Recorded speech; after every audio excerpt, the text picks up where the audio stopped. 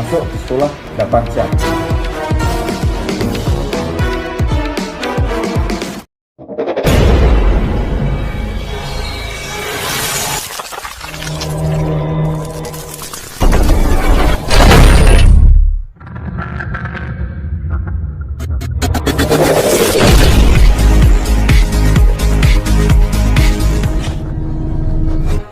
Tingkat pendidikan di Indonesia masih didominasi penduduk berpendidikan rendah. 75 tahun Indonesia merdeka. Merdeka belajar belum benar-benar terjadi. Banyak negara di dunia sudah mulai mengadaptasi sistem pendidikan mereka, baik itu pendidikan prasekolah, pendidikan dasar, menengah, vokasi, dan perguruan tinggi untuk memenuhi kebutuhan perubahan besar yang ada.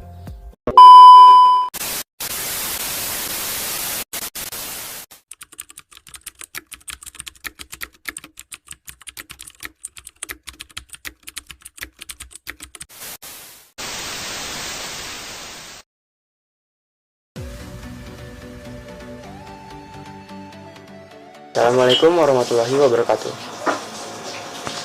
Pada video pembelajaran kali ini, kami akan menjelaskan permasalahan sumber daya manusia dalam pendidikan di Indonesia. Sebelumnya, izinkan kami memperkenalkan diri terlebih dahulu dan sambut salam hangat dari kami. Hidup mahasiswa. Hidup rakyat Indonesia. Hidup perempuan Indonesia. Perkenalkan, nama saya Brian Rizky Nugroho dari Prodi Pendidikan Teknik Mesin Angkatan 2021. Perkenalkan, nama saya Ahmad Fauzi dari Program Studi Pendidikan Teknik Mesin Angkatan 2021. Perkenalkan, nama saya Zulfa Indriasti dari Prodi Pendidikan Teknik Mesin Angkatan 2021. Perkenalkan, nama saya Iqbal Fadila dari Prodi Pendidikan Teknik Mesin Angkatan 2021. Perkenalkan, nama saya Ikam Sudrajat Bayu Aji dari Prodi Pendidikan Teknik Mesin Angkatan 2021. Saya Yayat Hidayah dari Prodi Pendidikan Teknik Mesin Angkatan 2021. Perkenalkan, nama saya Yogi Maulana dari Prodi Pendidikan Teknik Mesin Angkatan 2021. Perkenalkan, nama saya Setiaki Wisnuaji dari Prodi Pendidikan Teknik Mesin Angkatan 2021. Video ini kami buat untuk memenuhi tugas mata kuliah wawasan pendidikan dengan dosen pengampu Ibu Hartini Nara, SPD, MSI.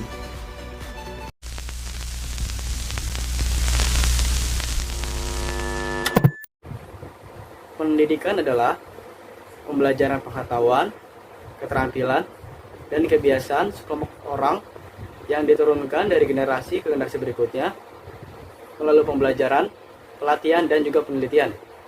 Pendidikan sering terjadi di bawah bimbingan orang lain, tetapi juga tidak menutup kemungkinan pendidikan dilakukan secara otodidak.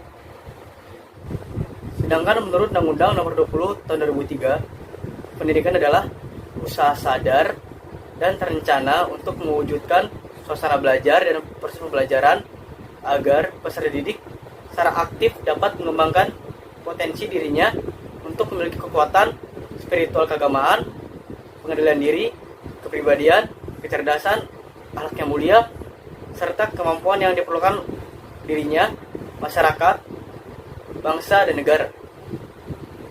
Tujuan pendidikan nasional tertuang dalam Undang-Undang Nomor 20 Tahun 2003 Pasal 1 Ayat 2 yang berdasarkan Pancasila dan Undang-Undang Negara Republik Indonesia tahun 1945.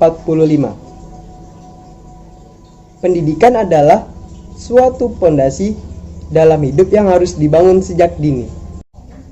Dalam Undang-Undang 1945 alinea keempat terdapat kalimat mencerdaskan kehidupan bangsa, merupakan tujuan pendidikan nasional yang menggambarkan cita-cita bangsa Indonesia untuk mendidik dan menyamaratakan pendidikan ke seluruh penjuru bangsa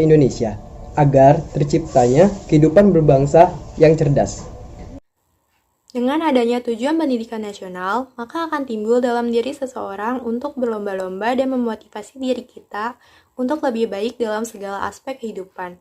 Karena pendidikan merupakan salah satu syarat untuk lebih memajukan pemerintah dan negeri ini. Namun, untuk mewujudkan tujuan pendidikan tersebut, masih banyak permasalahan pendidikan di Indonesia yang harus diselesaikan. Salah satunya yaitu permasalahan sumber daya manusia.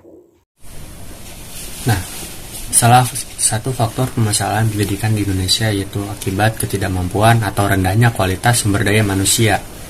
Nah, untuk mengelola sumber daya alam, kualitas SDM yang rendah tersebut karena masyarakat terutama di daerah pinggiran masih memiliki kesadaran yang rendah akan pentingnya pendidikan formal. Nah, kemudian pendidikan memegang peranan yang sangat penting di dalam meningkatkan sumber daya manusia yang handal. Kemudian rendahnya kualitas pendidikan menjadi penyebab dari krisisnya sumber daya manusia. Mengingat saat ini zaman semakin berambah maju, yang mana otomatis turut berpengaruh pada perkembangan ekonomi, sehingga sudah sepatutnya jika lapangan pekerjaan membutuhkan sumber daya manusia yang Penyebab dari kurangnya sumber daya manusia yang berkualitas adalah yang pertama, pendidikan yang belum merata. Seperti diketahui bersama, bahwa selama ini pendidikan lebih difokuskan di Pulau Jawa. Meskipun di setiap pulau sudah disediakan sekolah, namun hal tersebut belumlah berjalan secara maksimal seperti halnya sekolah di Pulau Jawa. Baik dari segi sarana prasarana maupun tenaga pengajarnya. Bahkan, tidak sedikit dari guru-guru yang berada di luar Pulau Jawa harus menempuh jarak berkilo-kilometer dengan medan yang ekstrim demi bisa sampai di sekolah dan mengajar. Dan bisa dilihat bahwa banyak dari para pelajar yang berada di luar Pulau Jawa yang memilih untuk merantau dan menimba ilmu di kota-kota di Pulau Jawa. Yang kedua ada rendahnya kesadaran untuk penuntut ilmu. Rendahnya kualitas sumber daya manusia itu dapat terjadi karena manusianya itu sendiri. Hal ini dikarenakan masih rendahnya kesadaran untuk penuntut ilmu. Masih banyak pelajar yang beranggapan bahwa pendidikan ialah bukan kebutuhan untuk mereka. Hal ini dapat terjadi karena beberapa faktor. Bisa karena adanya anggapan bahwa sekolah itu hanya membuang-buang waktu saja, dan juga menambah tekanan dan beban untuk siswanya karena harus belajar. Bisa juga karena faktor perekonomian, di mana orang tua merasa berat dengan tanggungan hidup dan juga ditambah lagi dengan biaya sekolah. Bisa diketahui bersama bahwa masih banyak anak yang tidak bersekolah dan terpaksa harus bekerja tanpa dibekali dengan skill ataupun kemampuan yang mumpuni, sehingga inilah yang membatasi mereka untuk bisa dapat mendapatkan pekerjaan yang layak dengan penghasilan yang sesuai. Apalagi karakter setiap orang berbeda-beda, dimana ada orang yang memiliki biaya dan mampu untuk bersekolah, tetapi semangat untuk belajarnya itu tidaklah tinggi. Ada juga yang tidak memiliki biaya, tetapi minat dan semangat juangnya tinggi.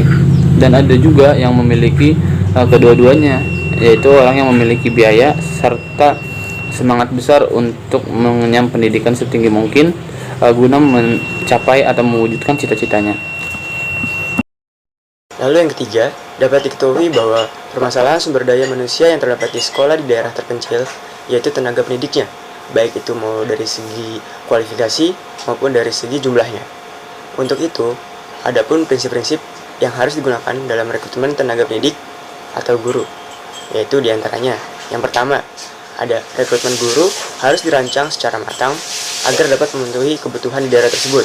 Yang kedua, rekrutmen guru harus dilakukan secara objektif, di mana harus ada persyaratan yang pasti untuk pelamar yang lulus dan pelamar yang tidak lulus secara objektif. Yang ketiga, agar diperoleh calon guru yang profesional, sebaiknya materi seleksi harus komprehensif, mencakup semua aspek persyaratan yang harus dimiliki oleh calon guru tersebut.